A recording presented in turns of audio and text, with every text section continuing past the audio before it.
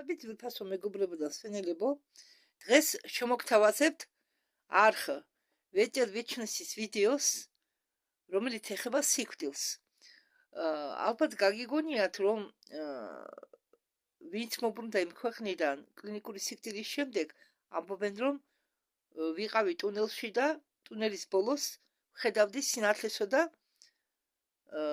იმ სინათლეზე წავედიო. ან უბრალოდ ხედავდიო. აი, საკითხიც მაგაშია. ბევრი მithვა იმაზე, თუ წავიდეთ უნდა სიკვდილის შემდეგ გავყვეთ ამ შუქს ტუნელში თუ სადაც სიბნელეა, იქე წავიდეთ. აი, მე მინდა თქვენ ახლა გაგარკვიოთ სინამდვილეში რა ხდება სიკვდილის შემდეგ და სულმა რა უნდა გქნას და როგორ უნდა მოიქცეს. მას ვიდეოს თემაა სიკვდილი. უნდა წავიდეთ შუქზე თუ არა. სიკვდილი, სიწყლარე და სიმშვიდე არ არის, არამედ ყველაზე რთული და საშიში მოგზაურობა სულისთვის. ადრე ისწავლებოდა თუ როგორ უნდა მიგიღოს სიკვდილი, როგორ უნდა მომზადებულიყავი სიკვდილისთვის და როგორ უნდა მოგცულიყავი. იყო სპეციალური ღდელი, გამცილებელი, რომელიც ტოვებდა თავის ხეულს, აცილებდა გარდაცვლილი სულს და შემდეგ ბრუნდებოდა ისევ უკან, თავის სამყაროში. პირველი 9 დღე ბოლო ჩასუნთქვის შემდეგ ეს ტრაურის დღე მხოლოდ არ არის თქვენი ახლობებისთვის. ეს არის დრო მკაცრი ბრძოლისთვის, თქვენი ღვთაებრივი ნაპერწკალისთვის. ძველი ტექსტების თანახმად უდიდესი მისტიკების დამოწმების თანახმად ამ 9 დღეში წდება თუ ვინ გახდებით თქვენ თავისუფალ სულად თუ საკუთარი კოშმარების ტყვეთ. დღეს ჩვენ წავალთ ელენე ბლავატსკაიას ნაკვალევზე. მზად ხართ თუ არა თქვენ იპოვოთ, უпроსტად მზად ხართ თქვენ თუ არა გაიგოთ რა მოხდება მაშინ, როდესაც საათი გაჩერდება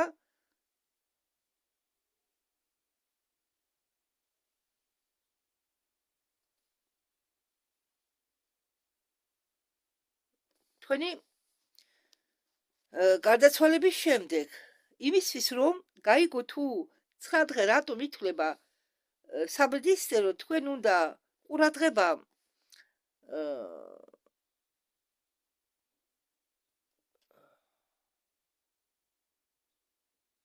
მიმართოთ ფიგურას,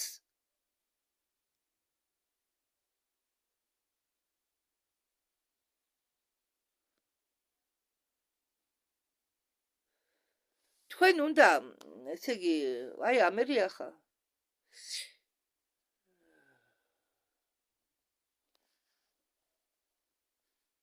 ხო, თქვენ უნდა მიაქციოთ ყურადღება ფიგურას, რომლის ავტორიტეტი ოკულტიზმის სფეროში რჩება უდრეკი 150 წლების განმავლობაში. ბლავატსკაია დაიბადა 1851 წელს და თავის ცხოვრებაში მოასწრო მთელი დედამიწის შემოვლა ტიბეტის აკრძალული მონასტრიდან ეგვიპტურ პირამიდამდე.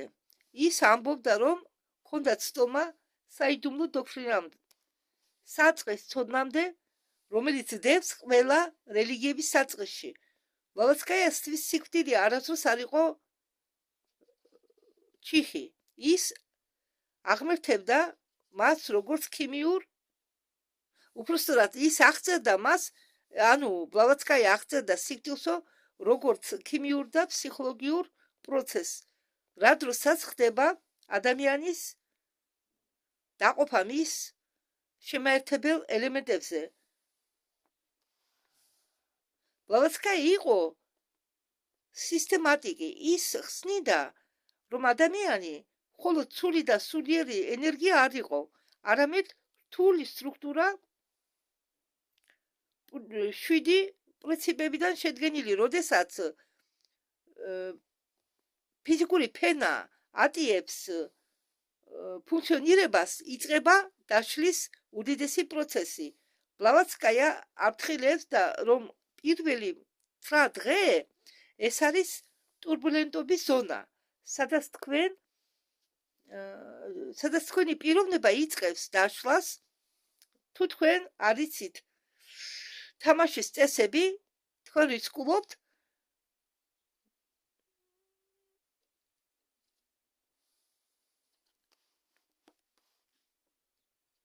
გაიხიოთ მახეში სამყაროებს შორის. ანუ ჩარჩეთ მახეში კი არა, თქვენ რისკულობთ ჩარჩეთ სამყაროებს შორის. ბლავატსკაია ხედავდა სიკვდილს როგორც გამოცდას,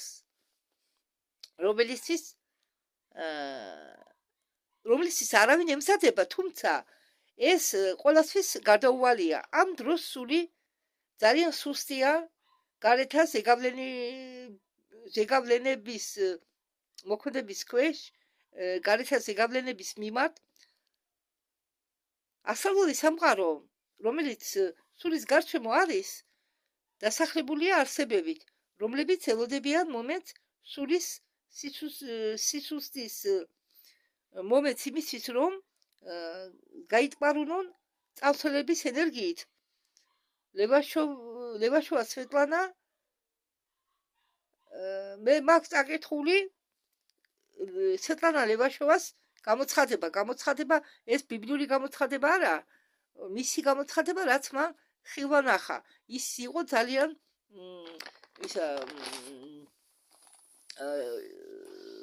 ენერგეტიკულად ნათელი ადამიანი, ნათელი სული იყო და ის ხედავდა იმ სამყაროს. ხედავდა გვტრებს და მოგზაურობდა სადაც შეეძლო ემგზავრა ყველგან. მით უმეტეს ასწავლულ სამყაროში. ყველაზე დიდი საშიშროება მოსალოდნელია არა გარედან, არამედ მომაკვდავის შიგნიდან.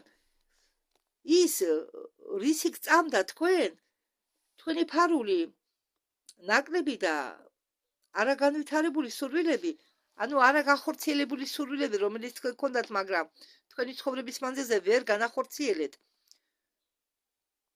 ამ 9 დღეში ყვებავენ ხორცს და ფორმას, რომლებიც დგებიან თქვენი კონვოირები ან პალაჩები.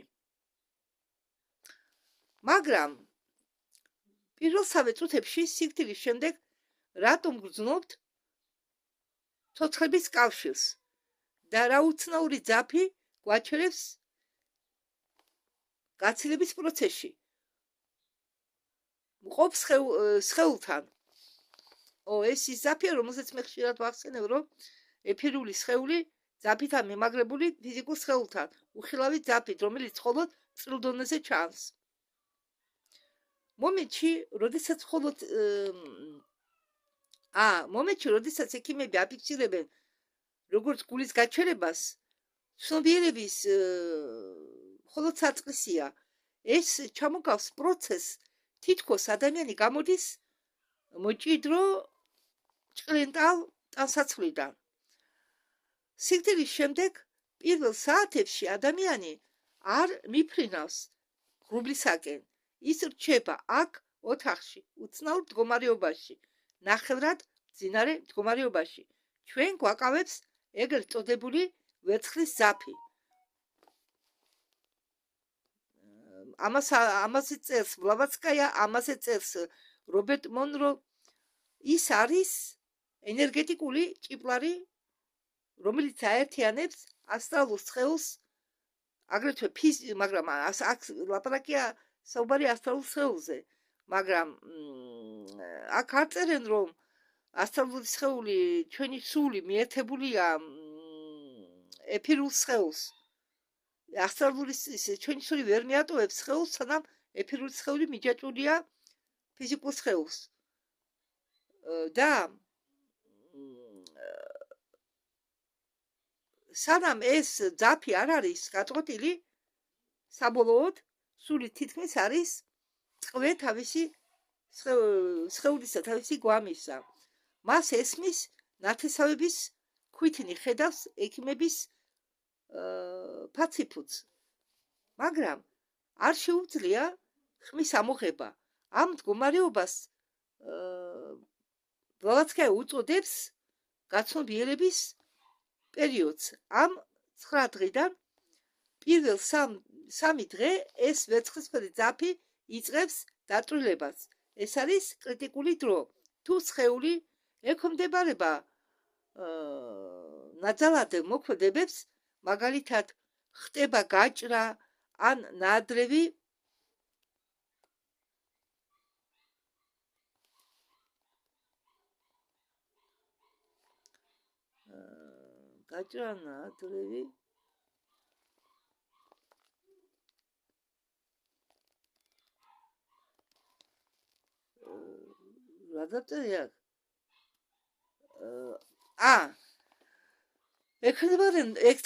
ექვემდებარება ნაადრევ მოქმედებებს, მაგალითად ხდება გაჭრა ან ნაადრევი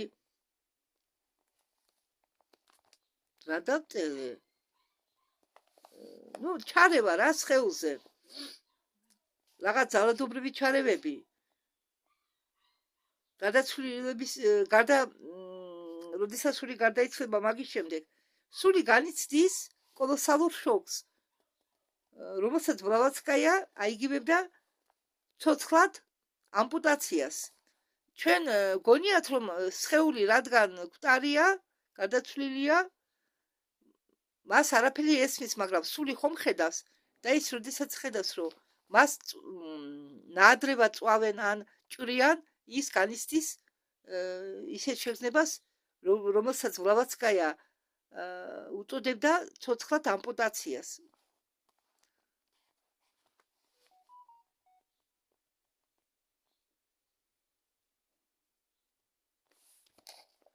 ის ამბობდა, რომ ამ დღეებში ცნობიერება გადის პანორამას, მთელი გავლილი ცხოვრებისა. აფეთქებები ჩვენის ბავშვობის პერიოდიდან ბოლო ამოსულ თვამდე მთელი თქვენი მეხსიერება გადის თქვენი შიდა ხედვის შიგ. ეს არ არის უბრალოდ ფილმის ნახვა, ეს არის ის მომენტი, როდესაც კვანტური ინფორმაცია თქვენი ტვინისა გადაკეთდება ასტრალურ მატრიცაში. მეცნიერები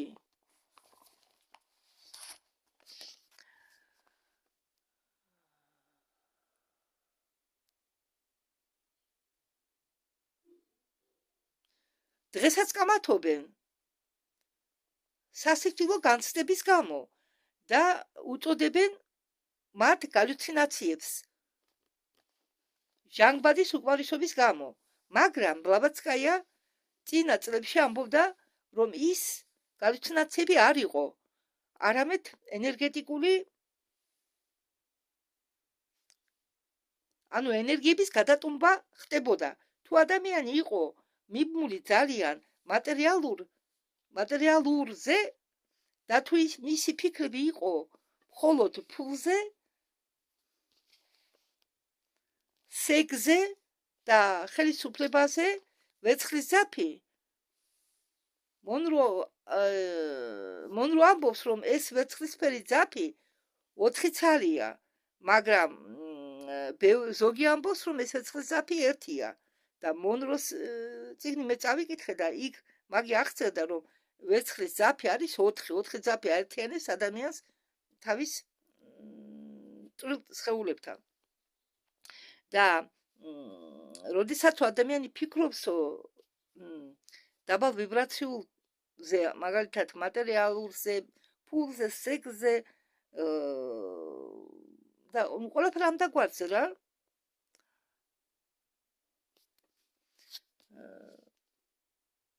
ეს ძაფი, ვერცხლისფერი ძაფი ხდება ძალიან ძლიერი, ფსკევდება. ესე იგი, თუ ადამიანი დაბალ ვიბრაციული ცხოვრებით ცხოვრობს, ამ ადამიანების ძაფი ფსკევდება, ვერცხლისფერი ძაფი, ეს ძაფი. ეს არ აძლევს სულს საშუალებას წავიდეს და სულს ატრიალებს თავის გვამზე და ის იტანჯება, როდესაც ხედავს სხეულის გაღწევას. მაგრამ რა ხდება მეოთხე დღეს, როდესაც ძაფი საბოლოოდ წყდება და სად ხდება ცნობიერება, რომელიც გამოცლილია მიწიერ სახტენს. თქვენ თავზარი დაგეცემათ, როდესაც გაიგებთ, რომ ადგილი, სადაც უნდა წავიდეთ, არ არის 64, არამედ ბინდიანი ადგილია, სადაც სავსეა მახეები. როდესაც დგება მეოთხე დღე და ვეცეცხლბერი ძაფი საბოლოოდ წყდება, სული აღმოჩნდება სივრცეში,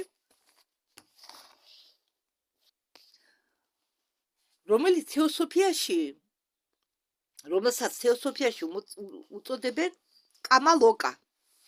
კიდევ გავიმეორებ, კამალოკა.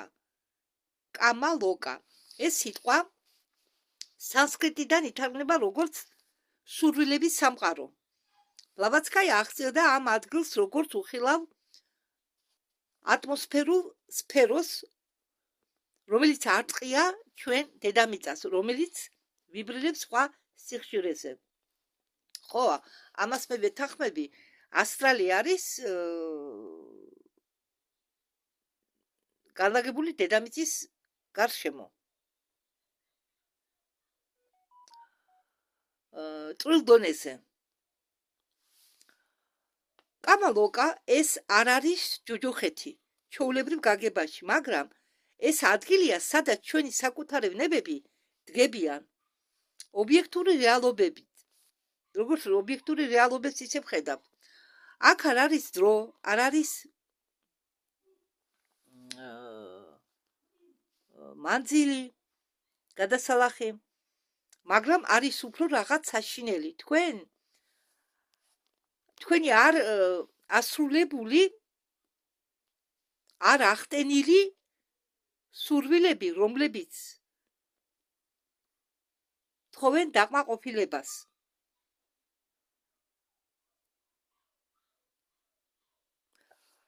კამალოკაში სული ჯერ კიდევ ფლობს ფსიქიკურ სხეულს, რომელსაც ბლავატსკაია უწოდებდა კამარუპა.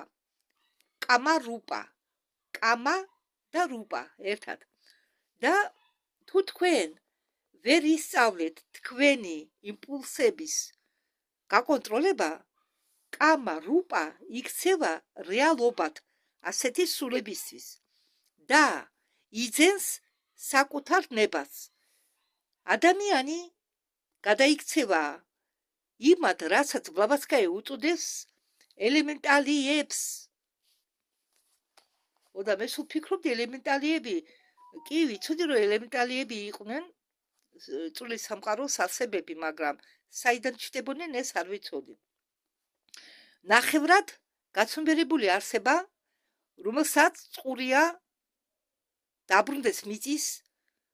დაუბრუნდეს უпростоრად მიწის შეგრძნებებს, ანუ ამ ელემენტალიებს წყურია დაუბრუნდნენ მიწის შეგრძნებებს და სხვათა შორის ამ ელემენტალიებს იყენებდნენ ადრე ატლანტიდაში, მათთვის მაგები, შავი მაგები ქმნიდნენ ცხოველურ სხეულებს და ამ ელემენტალიებს ანსახლებდნენ ამ ცხოველების სხეულში სულების მაგივრად. და ეს ელემენტალიები კარნახობდნენ შემდეგ თავიანთ ბატონებს, როგორ უნდა მოქცეულიყვნენ, ან აფრთხილებდნენ საფრთხის შესახებ. ხო, ეს ამას ეყვება ბორევი. ეს ყველაზე საშინელი მდგომარეობა. ელემენტალიები, რომლებიც ჩარჩნენ კამარუპაში 9 დღით და მეტი დროით, ეძებენ საშუალებას მიეწებონ ცოცხალ ადამიანებს სასიცოცხლო ენერგიებს. აი აქედან იღებენ ლეგენდები სათავეს ვამპირებზე, ან სულ მავიწყდება ეს სიტყვა, одержимость, როდესაც ადამიანი იქცევა რაღაცა შეპყრობილი, ხო, შეპყრობილობა. ანუ ლეგენდები შეპყრობილ ადამიანებზე. ბლავატსკაია ხას უსვამდა, რომ ამ პერიოდში სული იმყოფება მდგომარეობაში თავისი მაღალი მეს და ამ ასტრალურ ნაჭუჭს შორს. ანუ ადამიანი იმყოფება მაღალი მეს და ამ ასტრალური ნაჭუჭ შორის. ნაჭუჭი იმარჯვებს, სული იძინებს და ადამიანი დიდი ხნით ხდება ამ ადგილის პატიმარი, ანუ სული. მაგრამ რატომ მაინდამაინც მეცხრე დღე ითვლება უკან არ დაბრუნების წერტილად?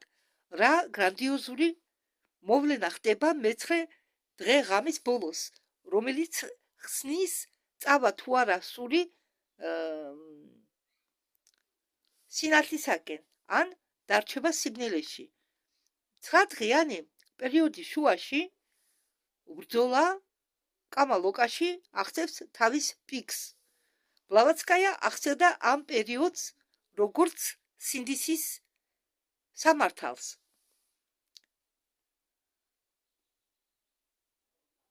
გარე მოსამართლეების გარეშე თქვენ თვითონ იქნებით თქვენი თავის მოსამართლე. კამალოკაში სიცრუე არ არსებობს. ყოველი აზრი, რომელსაც თქვენ ოდესვე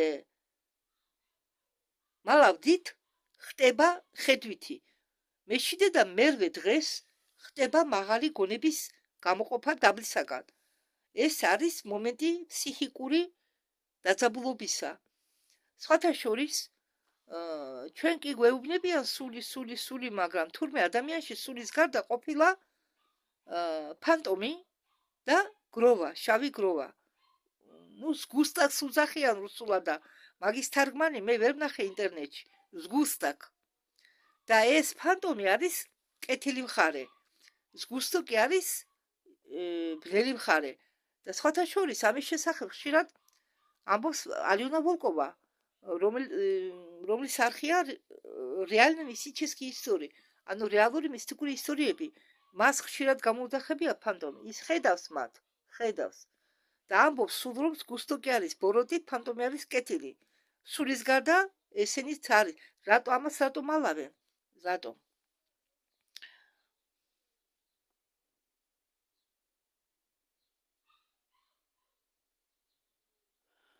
ეს არის მომენტი ფსიქოლოგიური დაძაბულობისა. ბლავატსკაია ადარებდა ამას დისტილაციის პროცესს.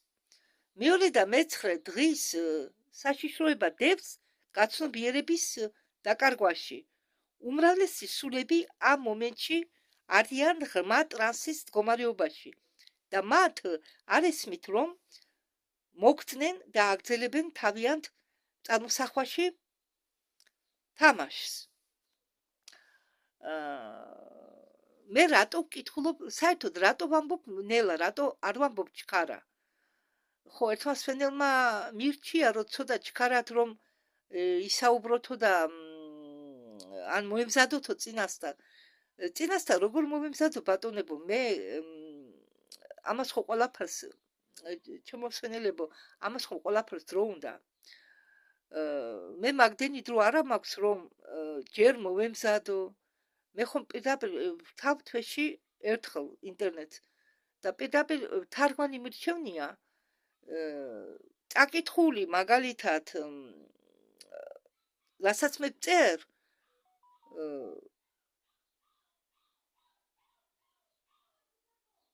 ეს რომ წინასთან წავიკითხო მე დრო დამეკარგება და სხვათა შორის ხო ნელა იმიტომ ვკითხულობ რომ მე არა მაქვს კბილები ჯერ ერთი ხო და მე გაუგებრად გამოვა სიტყვის ნახევარს ვერ გაიგებთ. ამიტომ მე ვცდილობ ვიკითხო, ну არც ისე წყნარად, მაგრამ გასაგებად რომ სვენელმა გაიგოს თუ რა წერია. ესეთი და მე კიდევ მე ხომ რუსულად მაქვს ყველაფერი დამთავრებული. და მე ვარ მიჩვეული რუსულად კითხვას. საკურველია მე ტექსტს ლიტერატურულ ტექსტს ვფლობ კარგად. მაგრამ ქართულად როდესაც ვკითხულობ, მე ვკითხულობ ასეთი აქცენტით. ამიტომ ნუ გამიბრაზდებით. თან მიწერია მათემატიკის რვეულში ეს ტექსტი. კი, მე ხა კი ვხედავ ტექსტს, მაგრამ ზოგი შემოკლებულია, ზოგი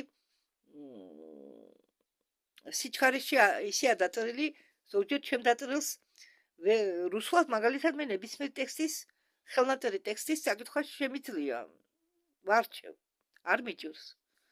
ხო და ამიტომ მომიტევეთ და ჩქარა კიდე როგორ წავიკითხო, ეს ისეთი თემებია, შეუძლებელია მე ხომ გაბუნი არა ვარ ან დამავიწყდა რა ქვია იმ ჟურნალისტს. ნუ, ბევრი ჟურნალისტი კითხულობს სწრაფად. და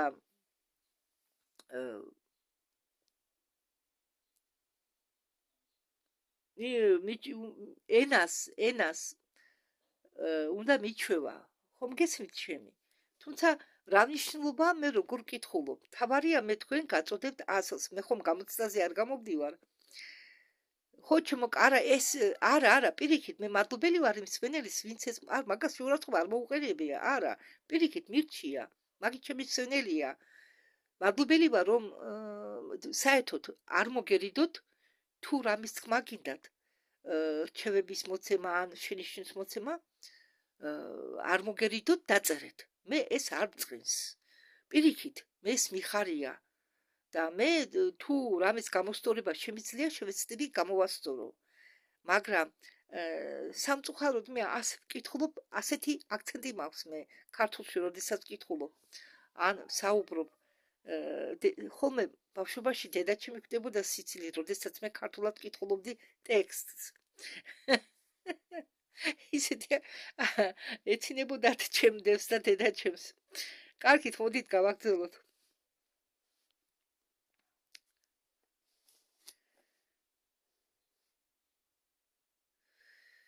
ხოდა სულები არიანო ტრანსის მდგომარეობაში და მათ არ ესმით რომ მოგტნენ და აგრძელებენ თავიანთ წარმოსახვაში თამაში ჩვეულებრივი სცენარით დადიან სამსახურში კი ხდება მასე ხდება და ასეთ სულებს არ აძალებენ გამოღვიძებას სად წავიკითხე მე საცხა მოვისმინე რომ არის სპეციალური ადგილი და ეს ადგილი არის კესუ მთვარე კესუ რომელიც განლაგებულია ჩვენი მთვარის და დედამიწის შორის ასტრალურ დონეზე როგორც მე ერთხელ ვახსენე ყველა პლანეტას თავის ფიზიკური სხეულიანად ყველა პლანეტა არის 7 ცალი ოღონდ ერთი ფიზიკური დანარჩენი წყლურ დონეზე ასევე ჩვენ მთვარეს აქვს 7 სხეული 7 პარალელური პლანეტა და ეს პლანეტა კესუ მდებარეობს ასტრალურ წყლურ დონეზე დედამიწის და მთვარის შორის და იქ მიდიან იქ იყო დაწერილი თუ მე აუდიო ინფორმაციას ვუსმენდი იქ მიდიან სულები სანამ განაწილდებიან ისვენებენ იქ მოდიან გონზე და ამ სულებს არ აძლევენ არ აწვალებენ როგორ არ ატანებენ გამოღვიძებას ანუ რომ გონზე მოვიდნენ რომ ისინი კტრები არიან არა ისინი აგრძელებენ ჩვეულებრივ ცხოვრებას გონიათ რომ და ზოგი აცნობიერებს და ბევრჯერ ყოფილა ასეთი შემთხვევები იქედან მედიუმის დახმარებით უთქვამთ რაღაც და უშუალოდ ვიღაცა საცხა განთი ქონდა შენახული საცხა ფული ქონდა შენახული და რომ მიაგნონ მისმა ოჯახის წევრებმა და ფული ნახონ ან რამე ნახონ ან რამე ინფორმაცია მიაწვდინონ ჩვენ კიდე ჯერ ბევრი რამე არ ვიცით და თითქოს და დაუჯერებელია ფიქრობს ადამიანი ეს როგორ უნდა მოხდეს ხო ეს როგორ უნდა ხდებოდეს ან ზოგი სიტყვი აღსაქმელია ზოგი როგორ ღაპარს ისე უსმენს მაგალითად ამდაგვარ ინფორმაციებს ხო და ეს ადამიანები დადიან სამსახურში ეჩხუბებიან თავიანთ მტრებს თანამშრომლებს ცდილობენ და ელაპარაკონ ახლობლებს ეს მდგომარეობა ძალიან სახიფათოა, რადგან ასტრალურ ხეცებს შეუძლიათ გამოიყენონ ეს სიზმრები თავისთვის, რომ შეიტყვონ სული ქვედა უფრო მჭიდრო რეალობებში. ბლავატსკაია ამას უწოდებს მეორე სიკვდილს. მომენტად, როდესაც ინდივიდუალური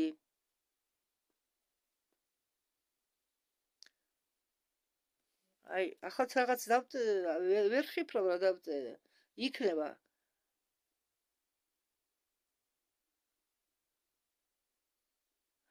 ხო, როდესაც ინდივიდუალურობა იქნება დაკარგული საბოლოოდ. ხო, რამე კიდევ დავამატო.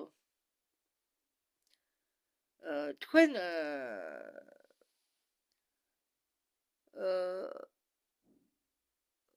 მე გირჩევთ არის ასეთი ფანტასტიკური კინო მეექვსე ინსტინქტი, სადაც ახალგაზრდა ბრიუს ვილისი თამაშობს და ის გარდაიცვალა და მას ხედავს ერთი ბიჭუნა.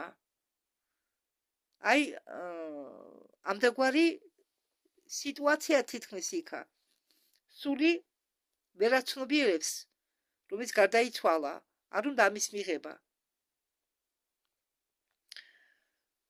მეცხრე დღეს ხდება ის, რასაც ძველი ეგვიპტელები უწოდებენ გულის აწონვას.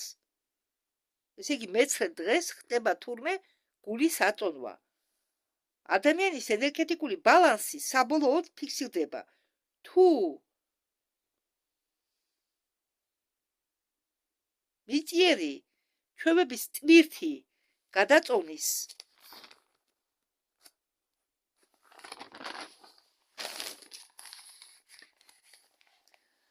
სულის ხო, თუ მიწიერი რა დამემართა ხოლმე.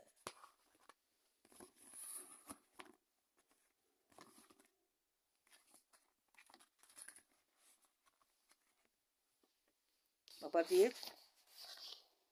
ხო, თუ მიწიერი ჩვევების ტვირთი გადაწონის სულს არ შეუძლია მაღლა აცვა. ბლავატსკაია წერდა. თანამედროვე კაცობრიობა თავიანთ მატერიალიზმიდან ქმნის მეცხრე დღის ზღურბლის თითქმის გარდაცვალების უბრალოდ ქმნისო მეცხრე დღის ზღურბლის თითქმის გარდაუვალობას. ხო, იქ არსებობს თქვენ აწი გეტყვით მაგას მე. არსებობს თურმე ზღურბლი, ამ მეცხრე დღის ზღურბლი, რომელიც უნდა გადალახოთ. და თუ თქვენი მატერიალური ჩვევები, მატერიალური ყველაფერი, მატერიალიზმი გადაწონის, ასეთ სულს უჭირს ამ ზღურბლის გადალახვა. უჭირს. თუ ეს რა ზღურბლია, თქვენ აწი გეტყვით. და ჩვენ თვითონ ვჭედავთ ჩვენ ჯაჭვებს. მაგრამ არის თუ არა საშუალება სულმა გაიაროს ეს ბარიერი, ეს ზღურბლი. თურმე ცოცხლების მოქმედება ამ 9 დღის განმავლობაში ცოცხლების მოქმედება შეუძლია ან გადაარჩინოს სული, ან გახდეს მისი სასიკვდილო განაჩენის გამტარებელი. რას ვაკეთებთ ჩვენ ამასობაში? არასწორად დაგძალვის ან ხსენების დროს და რომელ რიტუალს თვლიდა ბლავატსკაია სულისთვის სახიფათოს. ბლავატსკაია არაერთხელ უსვამდა ხაზს ყველაზე დიდი საშიშროება სულისთვის. პირველ 9 დღეს მოდის არა რა წერია კაცო, პირველ 9 დღეს მოდის არა. პირველი 9 დღე მოდის არა დემონებისაგან ან მოსლებისაგან, არამედ მათგან ვინც დარჩა აქ ცოცხალ ნათესავებში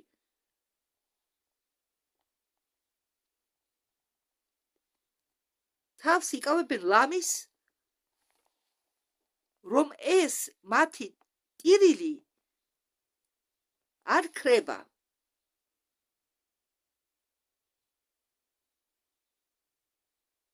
უბრალოდ თავს იკლავენ. სულს ესმის მისი ახლობლები, როგორ იკლავენ თავს, როგორ ტირიან. ტირილი არასდროს ქრება. ამით ისინი სულის გარშემო ქმნიან ძლიერ გრავიტაციულ ველს. ანუ, როდესაც ჩვენ სულზე ტირივართ ძალიან ძლიერ ყოველდღე, არ ჩერდება ჩვენი ტირილი, სამეგრელოში კივილიც იციან, თმების დაგრეჯვა იციან, კახეთში ადრე სხეულს იზიანებდნენ, მამაკაცები, ოჯახის მამაკაცები, გარდაცვლილის ახლობლები, ოჯახის წევრები, აკაკი წერეთელს აქვს გონი თავის ერთ-ერთ მონაგონებებში ამაზე დაწერილი და სხვათა შორის ეს კივილწივილი გურიაში არა, გურიაში წყნარად ჩვეულებრივად აცილებენ მკვდარს. თურმე ეს ტირილი, ეს გაცილება, ეს ჩვენი ეგოა, ჩვენი ეგო. ამით ჩვენ ვამძიმებთ სულის გადასვლას. ხელს უშლით სულს თურმე და ამ ყველაფრისგან გამომდინარე სულის გარშემო ქმნიან ძლიერ გრავიტაციულ ველს თურმე. თეოსოფიის თვალსაზრისით ემოციები ეს მხოლოდ გრძნობები კი არ არის, არამედ ეს არის ჭიდრო ფსიქოლოგიური მატერია. თქვენი ცრემლები ხდება ქვებად გარდაცვლილისთვის ფეხზე. ანუ თქვენ რამდენსაც ტირიხართ, გარდაცვლილის ფეხზე იმდენი ქვა გროვდება.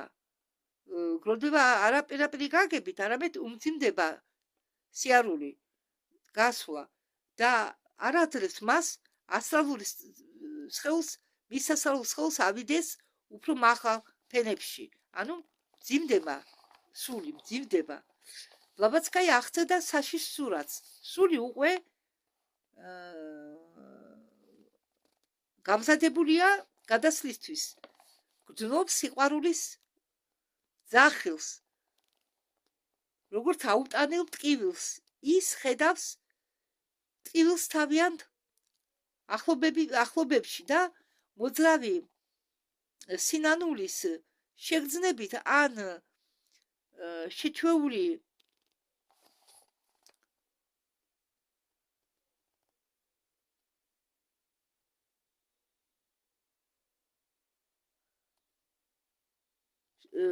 შეჩვეულობით ცდილობს დაბრუნებას იმისთვის, რომ ისინი დააწყნაროს. მაგრამ ამის გაკეთებას ვერ შეძლებს. ამის შედეგად სული ეჩხრება მიწის სიახლოვეს ატმოსფეროში, ასტრალში. მიწიერი ასტრალიც არის, როგორ არა? არის. სული იცლება იმ ენერგეტიკული მარაგისაგან, რომელიც სჭირდება იმისთვის, რომ დატოვოს 9 დღის შემდეგ აქაურობა. იმის მაგივრად, რომ განიწმინდოს ცხოვრება ისევ იჟღრინთება მიწიერი ვნებებით და ხდება უფრო ძიმე და ჭიდრო. ბლავატსკაია აფრთხილებდა მდიდარი დამარხვების და მატერიალური რიტუალების ჩატარების ზიანზე, რომლებიც აქცენენ ამახვილებენ მკვდარს სხეულზე. ანუ ყურადღებას ამახვილებენ მკვდარ სხეულს, ცემენ პატივს თაყვანს მკვდრის სხეულს და არა სულს. მე დავდე ვიდეო, ხო, დავდე ვიდეო. თუ ჯერ არ გადამითარგმნია, არა, ჯერ არ გადამითარგმნია. ჯერ არ გადამითარგმნია. მე თქვენთვის მაქვს კიდევ ერთი ძალიან საინტერესო თემა, სადაც წერენ სადაც ამბობენ უბრალოდ ამბობს წამყვანი ვიდეოში, რომ რა შეცდომებს ვუშვებთ ჩვენ ხოლმე, როდესაც მოვიხსენიებთ გვტრებს. ხო ეს ცალკე თემაა და ამ გვტრის სხეულის პატივიცემის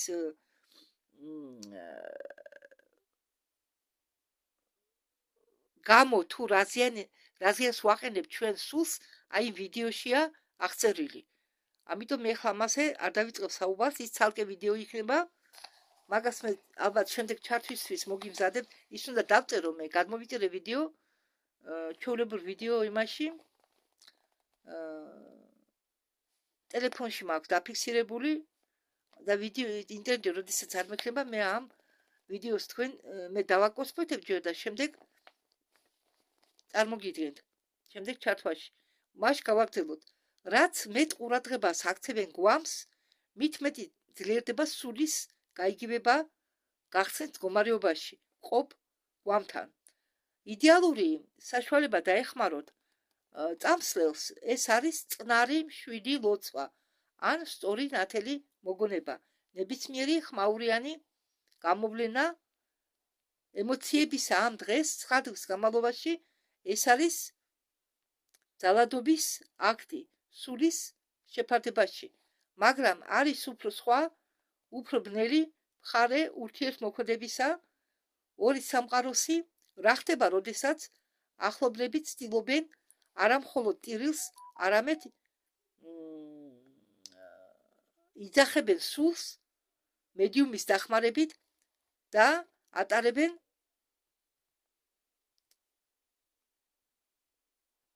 სეანსებს. მე-19 საუკუნის გართობა სპირიტიზმით მიაღწია აპოგეას და ბლავატსკაია იყო ერთ-ერთი, ვინც ხიად გამოვიდა ამ პრაქტიკის წინააღმდეგ. და მით უმეტეს იმათ მიმართ, ვინც დატოვა მიწა 9 დღის განმავლობაში. ის ამბობდა, რომ ამ პერიოდში ადამიანის ნამდვილი სული იმყოფება ხმა მდგომარეობაში შიდა გადახედვის პერიოდში და არ შეუძლია ცოცხლის კითხვას უპასუხოს. მას ვინ მოდის სეანსზე და ამოძრავებს ფინჯანს მაგიდაზე, თუ სულები ვერ მოდიან. ბლავატსკაიას პასუხი გვაშინებს, ეს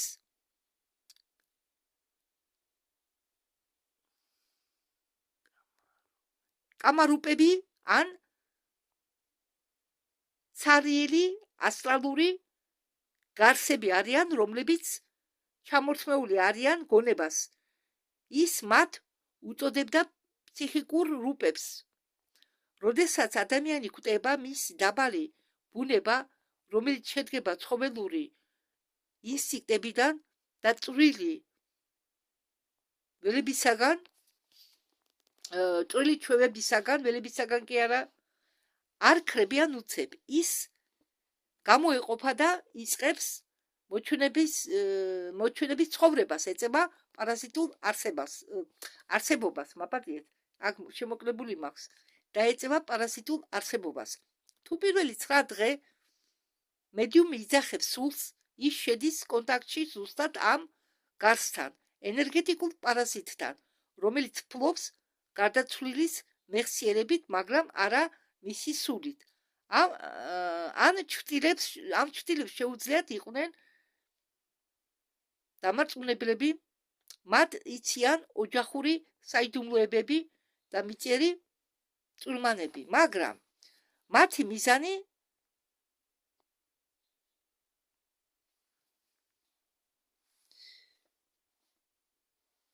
ერთია, იკვებონ სასიცოცხლო ენერგიით, რომლებიც გამოიყოფა ცოცხლებს. იმისთვის, რომ გააგრძელონ თავიანთი არსებობა.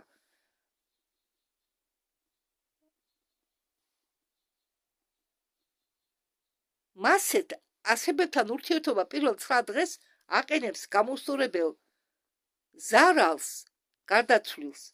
ეს წვეთს პროცესს ბუნებრივი დაშლისა სულის ასტრალური ნაგვისაგან. არსებობს პროცესი ბუნებრივი დაშლისა ასტრალური მაბადიეთ რაღაც ამერია. ეს წვეთს პროცესს ბუნებრივი დაშლისა სულის ასტრალური ნაგვისაგან. არსებობს პროცესი ბუნებრივი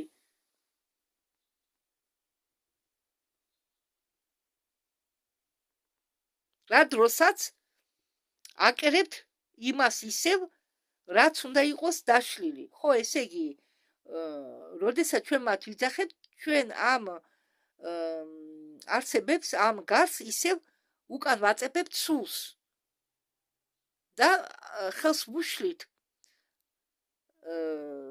ამ დაშლის პროცესს.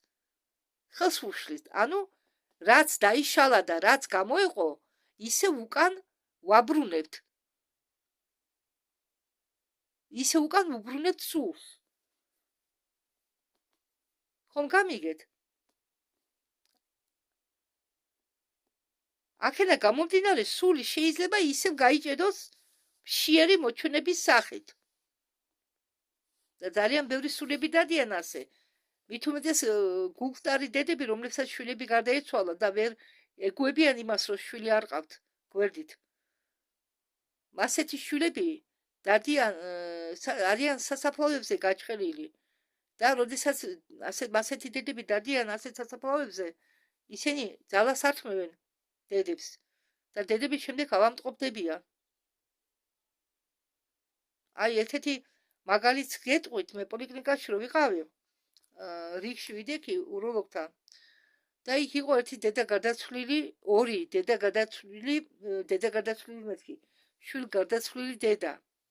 ეს გოგო ყავდა კვდარი, მეორეს ბიჭი. და ეს დედა ამბობს, ხო, ერთი წელიო სედისე დავდიოდიო მე სასაფლაოზე. სედისეთ. ერთი წლის განმავლობაში კარგად ვიყავიო, მაგრამ ერთი წელი რო დამთავრდაო, მე უკვე ძალა გამომელიაო. სხვათა შორის ონკოლოგიური ავამტყოფია ის ქალი. აი, ეს მე ვერ ვუთხარი მაგას ეს. მაგრამ მე ხელად მივხვდი, რომ ეს ონკოლოგია არის იმის მიზეზი, რომ მას ახლა არ დავდივარ ისე ხშირად, მაგრამ მან ენერგია მისცა თავის მისი შვილი იქცა მოსწრად. დარჩა სასაფლაოზე, დედამიწაზე უბრალოდ მიეჭედა ამ თავის დასაფლავების ადგილს და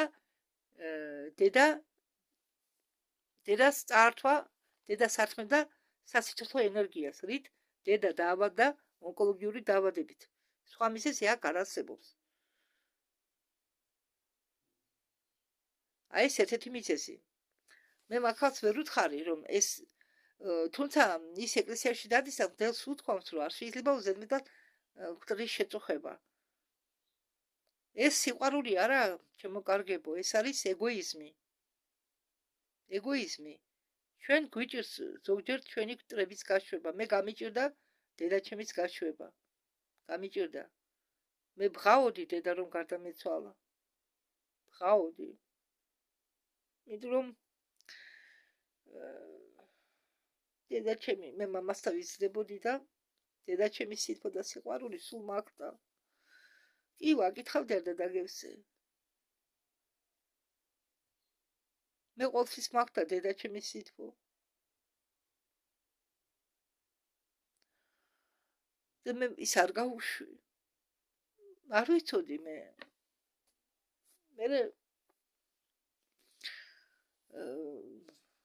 მე გავუშვი მე რომ მიხვდი წლების შემდეგ რომ მე არასდროს მოვიქეცი. არ ვიცოდი ჩემი უცოდინარობის გამო. დავანთე სანთელი გავაღე ფანჯარა და დედაჩემი სული გავუშვი. მე იმის შემდეგ ის მე ხშირად არ მესიზრებოდა.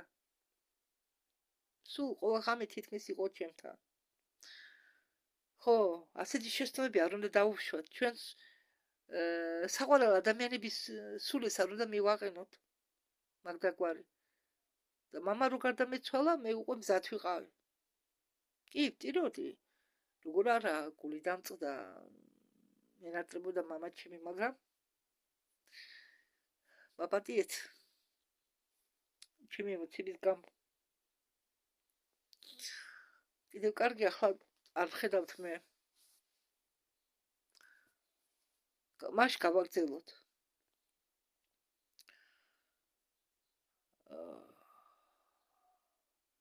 თანამედროვე მკვლევარები სასიკვდილო მდგომარეობის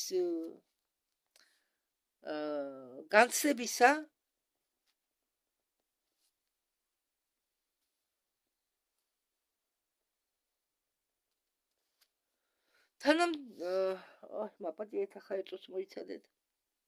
თანამედროვე მკვლევარები სასიკვდილო მდგომარეობის განცდებზე ხშირად აღწერენ ტუნელს. ვინც გადაიტანა ის განცდები, სასიკვდილო განცდები, შემდეგ ამას სწავლობდნენ და ბევრი ამბობს ახსენებს ტუნელს. და ხშირად აღწერენ ამ ტუნელს ან მშვენიერ ბაღებს, ან ღვთაებებთან შეხვედრას. ბლავატსკაია ამას უყურებდა სკეპტიკურად. ის ამბობდა, რომ პირველ 9 დღეს სული ხედავს არა ობიექტურ რეალობას, არამედ პროექციას თავისი საკუთარი წმენებისა. ეს ის არის, რასაც ის უწოდებდა ჩემი ილუზიები, მოქსოვილი ჩემი ტვინით. მართალია, თუ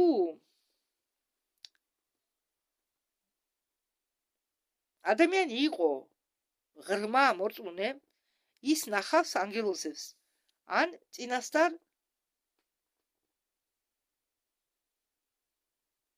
მეტყველებს. თუ მას სწამდა სიცარიელის, ის შეიძლება აღმოჩნდეს ნაცრისფერ ან უფერო არაფერში. საშიშროება აქ შედგება იმაში, რომ ეს ხატები შეიძლება გახდეს მახეთ. ბლავატსკაია ხსნიდა, რომ ასტრალური სინათლე მოქმედებს როგორც გიგანტური სარკე, რომელიც ირეკლავს ჩვენ ყველა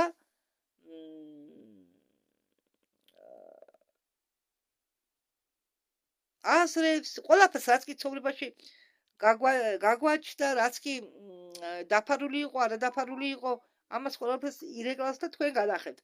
დაბალი სინათლე მოქმედებს როგორც გიგანტური სარკე, რომელიც ირეკლავს ყველა ჩვენ სინაკლოვებს, ჩვენ შესწომებს და ასე შემდეგ. ადამიანი დაბრმავებულია თავისი მიწიერი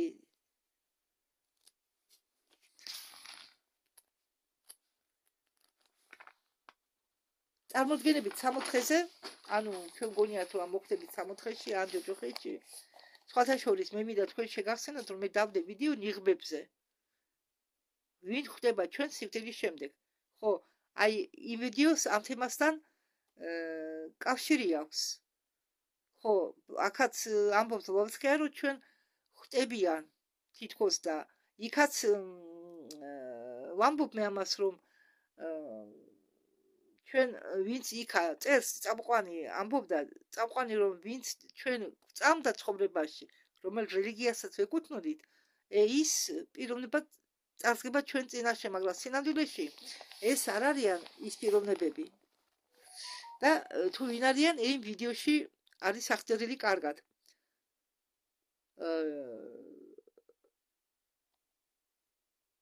და ადამიანები ფიქრობენ, რომ აი მოხდებიან 60, ფიქრობენ, როდესაც მიწაზე ცხოვრობენ 60-ზე ჯოჯოხეთზე, მათ შეუძლია ნებით წავიდეს ამ სივრცეში, სადაც ხო, სადაც ზე მოედინება, რომელიც შექმნილია კოლექტიური ანარეკლის მეშვეობით, მილიონი ადამიანების მეშვეობით ან ხელოვნურ ზეცას, ანუ ასტრალს, ეს არის ასტრალს ზოგჯერ უწოდებენ ხელოვნურ ზეცას. ამ ხელოვნურ ზეცას შეუძლია დაიჭიროს სული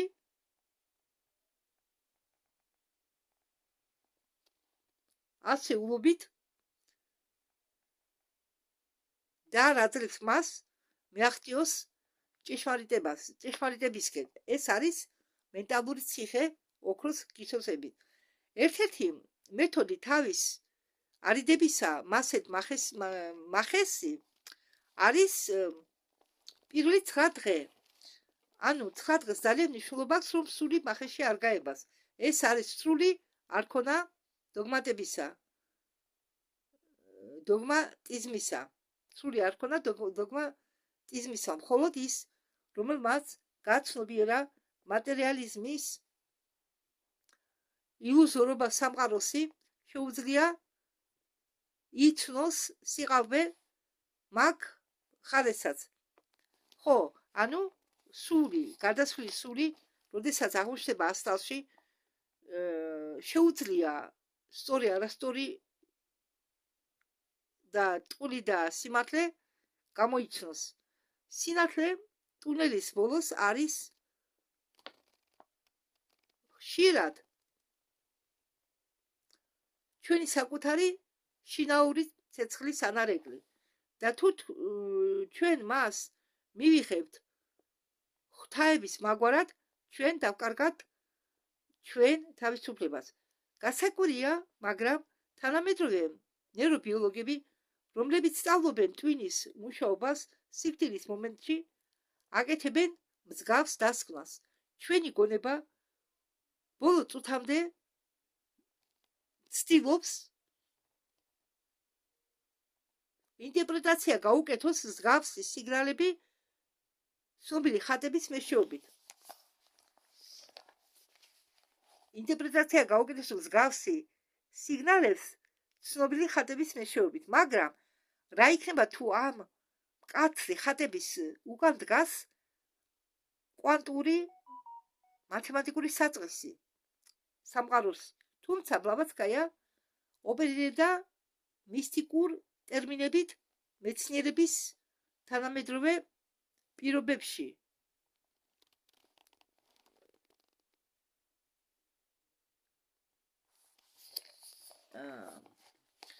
თანამედროვე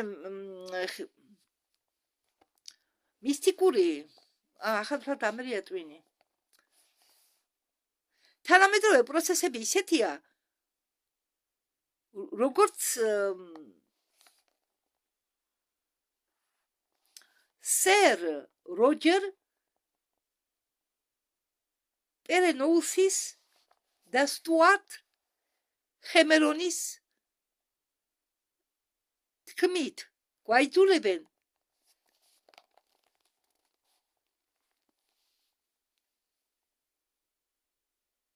სიტყვებს შევხედოთ სხვაგვარად. მათი თეორია ობიექტური რედუქციისა ვარაუდობს, რომ ჩვენი ცოდნები არის შედეგი კვანტური პროცესების შედეგი ნეირონის მიკრომილებში. სიკვდილის მომენტში ეს კვანტური ინფორმაცია არ ნადგურდება, არამედ იფანტება სივრცეში და აქ იწყება ყველაზე საინტერესო ბიოლოგიური სტრუქტურების დაშლის პროცესი. აგრეთვე აკეთებენ ჩანაწერებს მოკვდავის სხეულიდან მარად საცავში. თუ ეს პროცესები ირღვევა, მაგალითად ძლიერი ელექტრომაგნიტური ველებით ან სიკვდილის არაბუნებრივი პროცესებით, კვანტური სტრუქტურა ცოდნისა შეიძლება დეფორმირდეს. ეს იძლევა სამეცნიერო მტკიცებულებას ბლავატსკაიას თქმით იმის თაობაზე, რომ ნაძალადების სიკვდილი ან უცებ სიკვდილი სიფიცხის მემკვიდრეობის გამო იძლევიან დეფექტურ მოჩვენებებს ან უცება სიკვდილი სიფიცხის მდგომარეობაში შექმნიან დეფექტურ მოჩვენებებს. ცნობიერება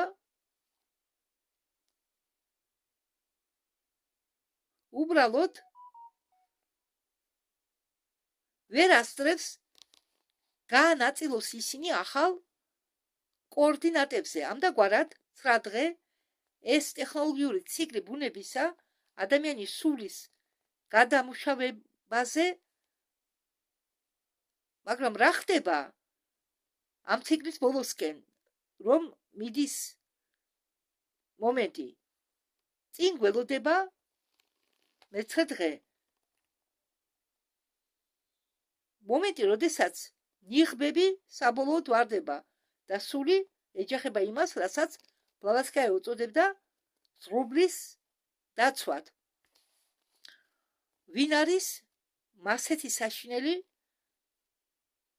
მოწვე ჩვენი ცხოვრებისა? მეცხრე დღის მიწურულს, როდესაც ასტრალური ქარიშხლები, კამარუკასი იწყებენ დაწყნარებას, სული უახლოვდება ყველაზე და საშინელ საზღვართან, რომელსაც ბლავატსკაია უწოდებდა შეხვედრა ზღურბლის დაცვასთან. ის არ არის გარე ღვთაება და არ არის მიფიკური მონსტრი, რომელიც გზას გიკეტავს. ეს არის ფსიქოლოგიური ჯამი თქვენი არ გამოსყიდული საქციელებისა, საიდუმლო აზრებისა და ჩახჩობილი ნაკლებისა. წარმოიდგინეთ, რომ ყველაფერი ბნელი, რასაც უმალავდით თქვენ საკუთარ თავს, უეცრად იძენენ ფორმას და ცნობიერებას. ამ მეცხრ დღეებში თქვენ ოჯახებით სარკეს, რომელსაც ვერ გატეხავთ, ან მოტყუებით ან მოატყუებთ ზღურბლის დაცვას, შეუძლებელია ეს არის ენერგეტიკული კონსტრუქცია შექმნილი თვით ადამიანებით, ანუ ის დაცვა, რომელიც თქვენ მეცხრე დღის ბოლოს შეხვდებათ, ეს ხარ თქვენ თვითონ, თქვენი ენერგეტიკული კონსტრუქცია შექმნილი თქვენ მიერ, მისი მიტიერი წლების განმავლობაში დაგროვილი, თუ სიცოცხლეში ადამიანი არ მუშაობდა თავის ხასიათზე, თუ ის აძლევდა თავის თავს ნებას, თავის გაუმაძღრობას და სურვილებს ემართა საკუთარი თავით, საქციელი დაცვა ზღურბლისა ხდება ისეთი ძლიერი, რომ სულს უბრალოდ არ შეუძლია მას ჩაუვაროს გვერდი. ანუ ჩვენი სულის აქედან წასვლა დამოკიდებულია ჩვენ ფიზიკური ცხოვრებიდან გამომდინარე, ჩვენ ფიზიკურ ცხოვრებაზე. თუ ჩვენ როგორ ვიქცეოდით სხვებს, მაინც გამიორდებით ჩვენ 1-2 სიტყვით, უბრალო სიტყვებით მათთვის, ვინც ვერ გაიგო, რაც მე წავიკითხე ახლა, რაც ჩვენ იქიდან გამომდინარე, თუ როგორ ვიცხოვრებთ, აქედან გამომდინარე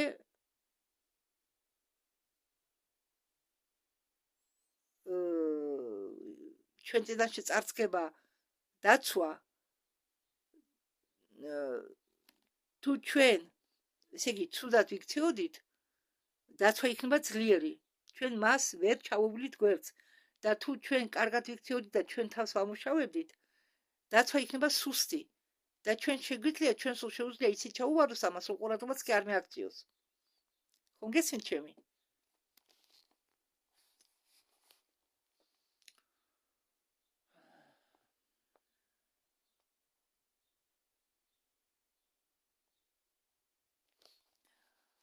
ის ბუკვალურად მას უკან ახევინებს, არ უშვებს. ეს დაცვა არ უშვებს სულს. უკან ახევინებს, თუ მისი მიტიერი ცხოვრება იყო დამძიმებული. ასტრალის ქვედა ნაწილებში ცდილობს ისევ უკან ჩაითრიოს ასტრალის ქვედა ნაწილებში. ბლავატსკაია აღწერდა მას როგორც შეხვედრას ცოცხლად თავის წარსულთან. ბევრი სულებისთვის ეს მომენტი ხდება მე-40 დღეს. ხო, ბევრი სულებისთვის ეს მომენტი დგება მე-40 დღეს. რეალიზებული საშინელებით ან სირცხვილით ისინი ნებით ვარს ამბობენ წინ მოძრაობისაგან. ანუ სირცხulis გამო და შიშის გამო ეშინიათ გზის გაგრძელება და ამ დაცვის გავლა. სხვა გრადუსით მათი ობიექტური რედუქციის თეორია იმედოვნებს, რომ ჩვენი ცოდნები ეს არის შედეგი კვანტური პროცესებისა. ადამიანის ენერგეტიკული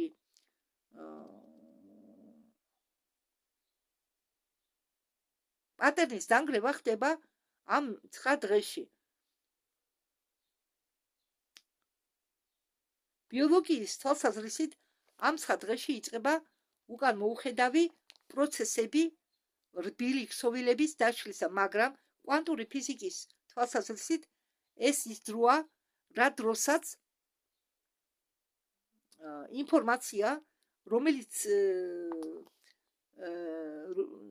შეადგენდა პიროვნება, რომელიც იყო ამ პიროვნებაში,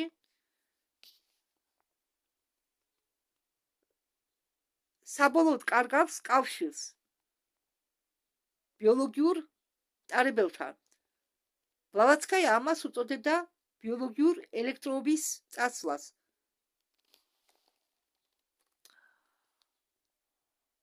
ის თვლიდა, რომ ამ 9 დღე-ღამეში ხდება ამ მეცხრე დღე-ღამეში ხდება გადატვირთვა მონაცემებისა გახსნა სხეულიდან არაგახსნად სათავსოში, ანუ სულში.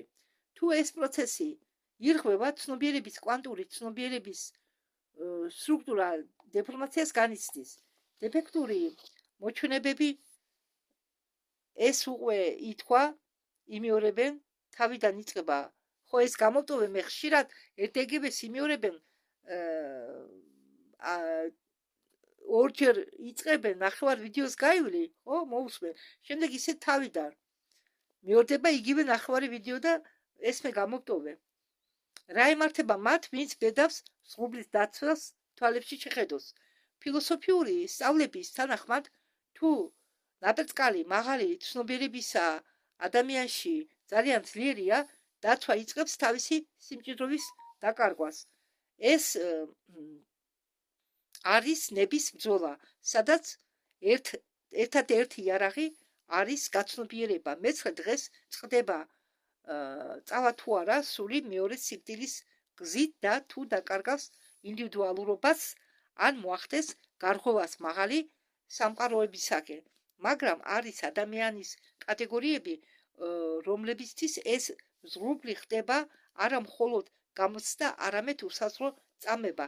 ეს ისინი არიან, ვინც დატოვა ეს სამყარო არა თავისი ნებით, ან დროზე ადრე. რატომ არის, რომ მეცხრე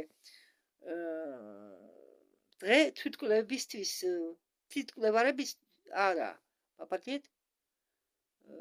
ხო, თვითკვლელებისთვის, ანუ ვინც სუიციდით დაამთავრა ცხოვრება, უბედური შემთხვევების ხობლისთვის წამება.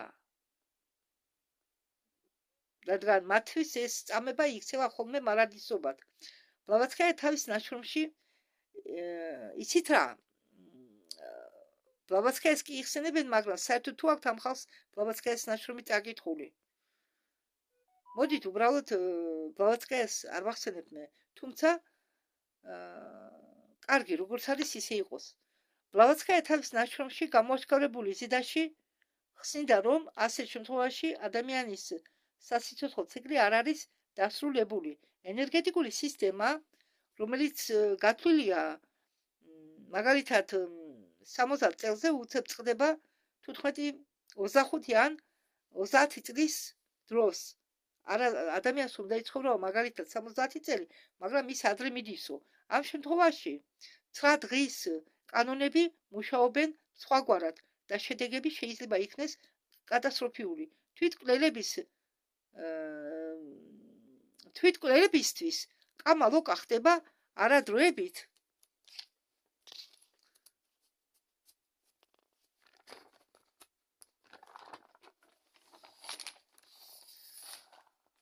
დარბაზად არამედ ნამდვილი მახეთ, საიდანაც არ ჩანს გამოსავალი მანამ სანამ არ ამოიტურება მათი ბუნებრივი სიკვდილის დრო. მასეთი სული რჩება სრულიად გაცნობიერებული თავის ასტრალურ სხეულში და შეუძლია თავის დაღუპვის ადგილს ან თავიანთ ახლობლებს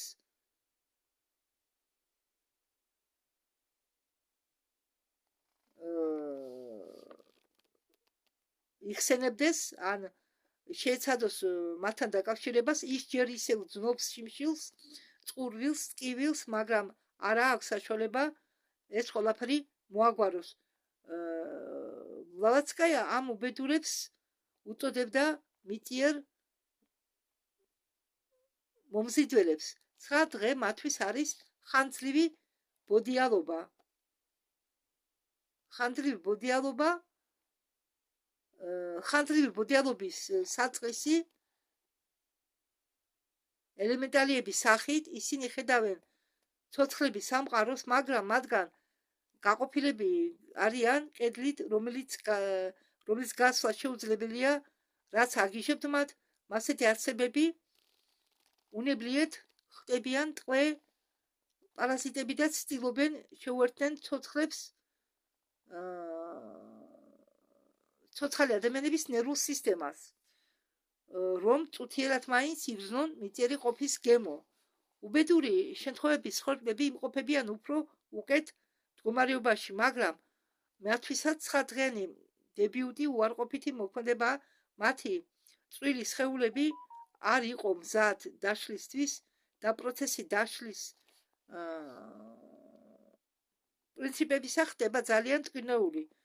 ბლავატსკაია წერდა, რომ ცოცხალი ადამიანის ლოცვა ამ შემთხვევაში გამოდის ანესთეზიის მაგვარი დაჭრილი სულისთვის, მაგრამ უფრო ძლიერი მხარდაჭერის დროსაც კი მე-9 დღე დროზე ადრე სიკვდილის დროს ნაკლებად ხდება კარად მაღალ განზომილებაში. ისინი იძულებულები არიან ელოდონ და იმყოფებიან უცნაურ ანაბიოზის მდგომარეობაში, მაგრამ მაინც რა გამოიყოთ ადამიანებს ამ ვადის ბოლოს.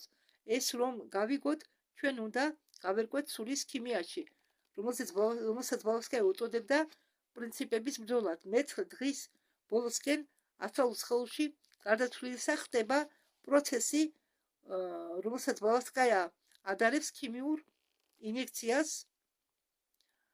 თეოსოფიის თანახმად ადამიანში იბრძვიან ორი საწყისი: მანასი, დაბალი ჩვენი მიწიერი ინტელექტი, რომელიც მიმაგრებულია სხეულს, და მანასი მაღალი. ორი საწყისი: მანასი დაბალი, მანასი მაღალი. მანასი დაბალი ჩვენი მიწიერი ინტელექტი, რომელიც მიმაგრებულია სხეულს, და მანასი მაღალი ეს არის ღვთაებრივი ნაპრწყალი და მე-9 დღეს ეს წერტილი საბოლოოდ გაწყვეტისა არის მათ შორის. ანუ მე-9 დღეს წყდება კავშირი მანასი დაბალის და მანასი მაღალს შორის.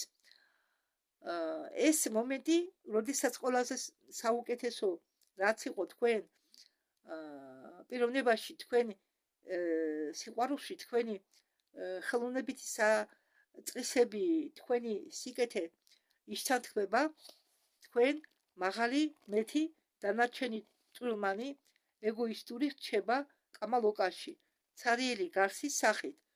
ბლავატსკაია აღწერდა ხმას,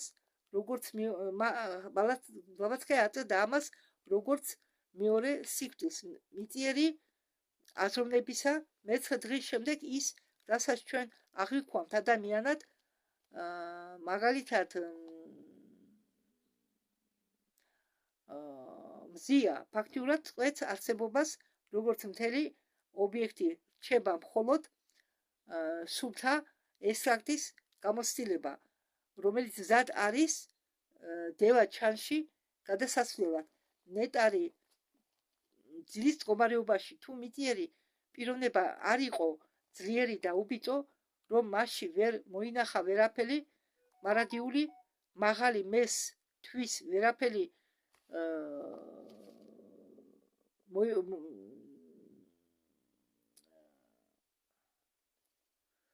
მისცა ესე იგი დასაღებად მაგრამ ეს ვერაფერი გადასცა ამ დროს ხდება ყველაზე საშინელი სასჯელი სრული ანიგილაცია ცხოვრებისა სულიერი ენერგიით მიდის ასტრალური სული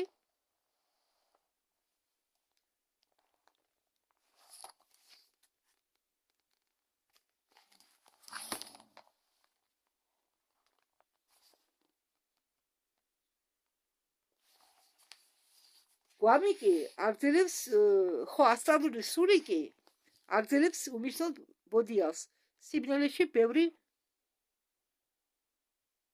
თანამედროვე მკვლევარი როდესაც ანალიზირებას უკეთებს ამ ასპექტის სწავლებას ხედავენ მასში მსგავსებას თეორიისა საინფორმაციო ინტროპიისა ინფორმაცია რომელიც ფასეული არ არის სისტემისთვის იშლება ბლავატსკაია ხას უსვამდა რომ ჩვენი ამოცანა ცხოვრების დროს მიწაზე შევაგროვოთ რაც შეიძლება მეტი მარადიული ოქრო რომელიც შეძლებს გავიდეს ამ მეცხრე დღეა ფილტრის შემდეგ ისინი ვინც ცხოვრობდა მხოლოდ მოხმარებისთვის რისკულობენ მეცხრე დღეს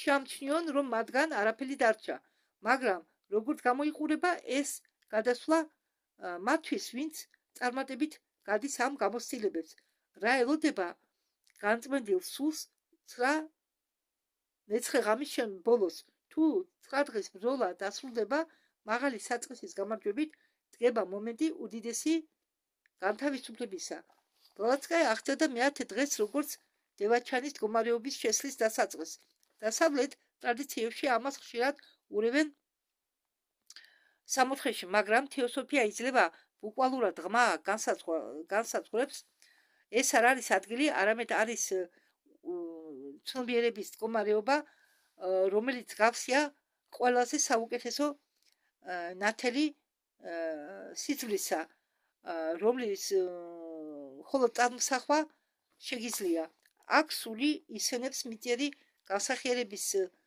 სიმძიმისაგან და ამუშავებს მიღებულ გამოცდილებას სიბრძნეში დევაჩანაში სული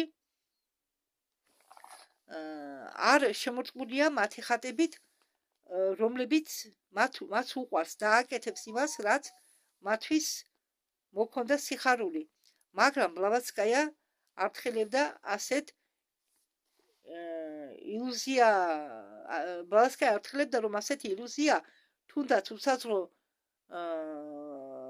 ნეტარი ილუზია იყოს მაინც საფრთხეს წარმოადგენს ეს საჭირო პერიოდია შემდეგი განსახიერებამდე სანამ შევა ამ სინათლეში სულმა სრულად უნდა დაივიწყოს კამალოკის საშინელებები და თავის სიკვდილის სიმძიმეები მე-9 დღეს ეს ბოლო ჯერია როდესაც თქვენ ბოლოჯერ გახსოვთ თქვენი ძაფი ბოლოჯერ გახსოვთ თქვენი თავი როგორც მიწიერი ადამიანი თქვენ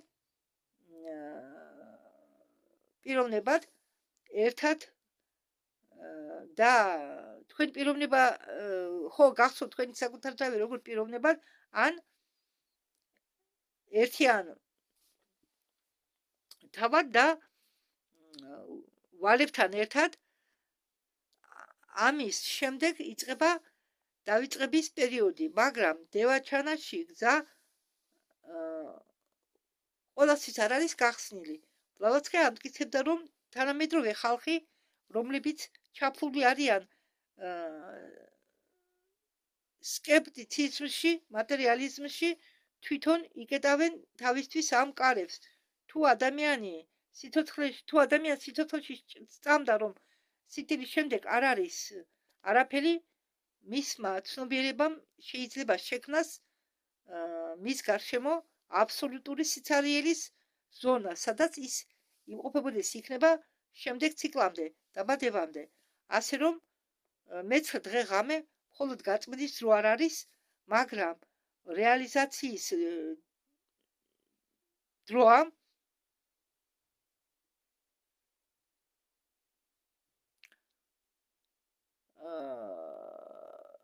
აჩვენებს ღრმა პრინციპებს,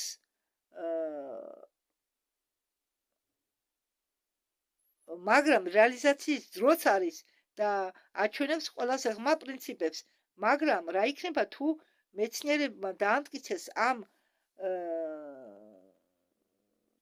მეცხრე დღის გადასხვის დონეს. ზოგი თანამედროვე გახსნა აღმოჩენა კვანტურ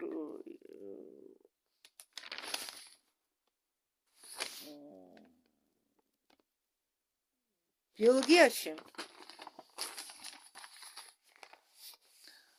გვაიძულებენ ჩვენ თავიდან გადავიკითხოთ ბლავატსკაიას დამტვერილი ტომები. რა შეამჩნიეს მეცნიერებმა ტვინის იმპულსის ჩაქრობის დროს. ბლავატსკაია ამბობს, რომ წმენა ან ურწმუნოება ეს უბრალოდ ფილოსოფიური კამათი არ არის, არამედ არის ძლიერი ინტუიცია სიკვდილის შემდეგ რეალობის ჩამოყალიბებაში. თუ ადამიანი თავის 40, 60, 80 წლის განმავლობაში თავის ცნობიერებაში არჩევდა ასლს, რომ უქთავების მაგვარი შემდეგ დგება, სიბნელე ზუსტად ამას ღებულობს პირველ 9 დღეს. სკეპტიკოზის ცნობიერება სიკვდილის შემდეგ ვარდება მდგომარეობაში,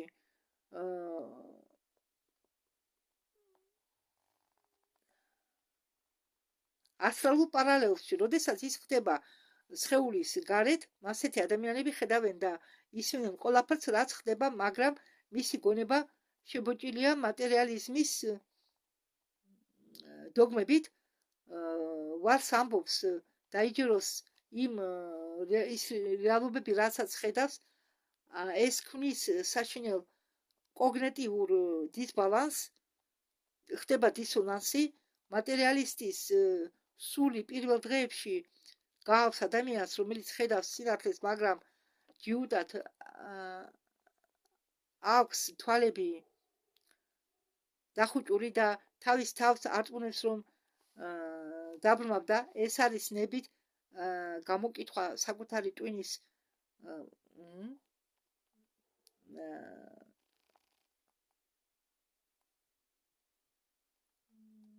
გარშემო.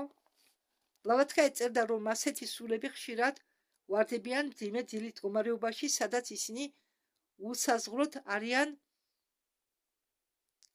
განჩებში თავიანთი სიკვდილის მომენტიდან და ძალა არ აქვთ გააგრძელონ გზა. მათთვის, ვინც სიცოცხლეში თვლიდა თავის თავს მხოლოდ ბიოლოგიურ მანქანად, პრინციპების გაყოფის პროცესი მეცხრე დღეს გადის ძალიან მძიმედ და ტანჯულად. მათი დაბალი მანასი მიწიერი ჭკუა იმდენად მჭიდროდ შეიზარდა ხორციულ ინსტინქტებს, რომ სულის გაყოფა ხდება ბუკვალურად ცოცხლად, თითქოს ხორცს აკოცმაცებენ. იმ დროს, როდესაც მორწმუნეები ან ის ადამიანები, რომლებმაც იციან ამის შესახებ, გადადის ნაზად ერთ მდგომარეობიდან მეორეში. მატერიალური ებღაუჭება ყოველ ნაწილაკს მის გახსნაში მატერიისა, ესე იგი მატერიის გახსნის დროს მატერიალური ებღაუჭება ყოველ ნაწილაკს მისი მატერიის გახსნის დროს. ბლავატსკაია ხაზს უსვამს, რომ უკვდავების უარყოფა ყველაზე ეფექტური თვითმკვლელობა, რომლის ჩადება შეუძლია ადამიანს, მაგრამ არის თუ არა საშუალება ამ მახეს ავარიდოთ თავი თუ ცხოვრებას გავივლით ურწმუნოებაში. პასუხი ინახება ძველი არქიტექტურული კოდებში, რომლებსაც ბლავატსკაია პოულობდა პლანეტის სხვადასხვა კუთხეში. ბლავატსკაიას არ გამოუგონია 9 დღის კონცეფცია. მან ეს ინფორმაცია ამოიტანა სიღრმისეული ძველი დროიდან. მან სისტემატიზაცია გაუკეთა ტიბეტურ ლამების, ეგვიპტური ოდლების და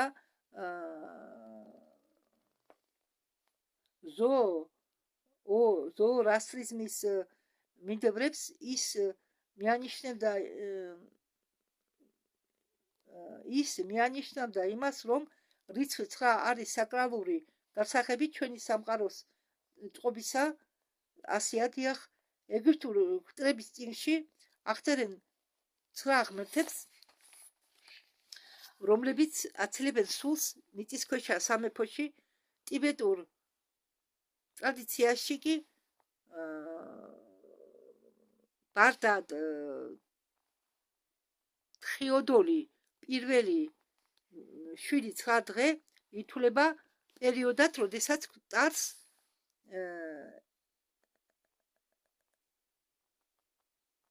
ეწვევიან ცოცხალი ღვთაებები. პროექცია მისი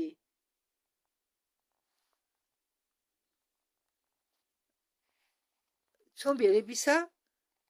ბლავატსკაია ამტკიცებს, რომ ეს მე-9 დღე ღამე შეესაბამებიან განსაზღვრულ გეომეტრიულ ცვლილებებს ენერგეტიკული კოკონზე ადამიანებისა, ანუ შეესაბამებაო ადამიანების ენერგეტიკულ კოკონს. ის აღწერდა ამ პროცესს როგორც ცნობიერების გადასვლას ჩადებული სფეროების სერიაში. ყოველი სფერო არის თქვენი მიდრეკილებების და მეხსიერებების ფენა. პირველი 3 დღე არის ფიზიკური სფერო, სხვა შედეგები 3 ასტრალური და ფინალური 3 დღე მენტალური. ესე იგი, პირველი 3 დღე ფიზიკური სფერო, რას ნიშნავს, რომ პირველი 3 დღე რატომ აჩერებენ 3 დღე? შეიძლება ორგანიზმი გაცოცხლდეს.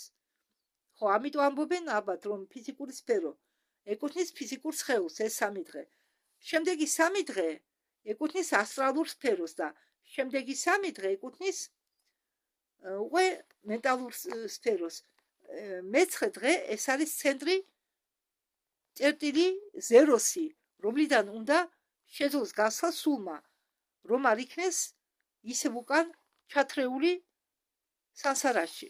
სანსრით ბორბალი არა, როგორც მე ხშირად ვახსენებ, არც რეინკარნაცია, მაგრამ დარჩა კარვის ბუმერანგი. ბლავატსკაია პოულობდა ამის მტკიცებულობას პირამიდულ არქიტექტურაში და ტაძრებში, რომლებიც შენდებოდა როგორც სიკვდილის შემდგომი ტრენაჟორები. ძველებმა იცოდნენ, რომ 9 დღე ეს დროა, როდესაც ასტრალური მატრიცა ადამიანს ვაპატიეთ. 9 დღე ძველებს ჯეროდათ, ძველებმა იცოდნენ, რომ 9 დღე ეს დროა, როდესაც ასტრალური მატრიცა ადამიანის სრულად გადაკეთება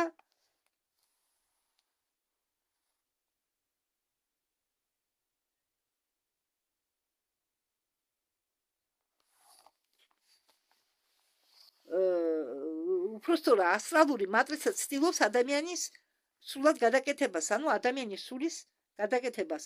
საინტერესოა ის, რომ თანამედროვე მათემატიკოსებმა, რომლებიც სწავლობენ თეორიას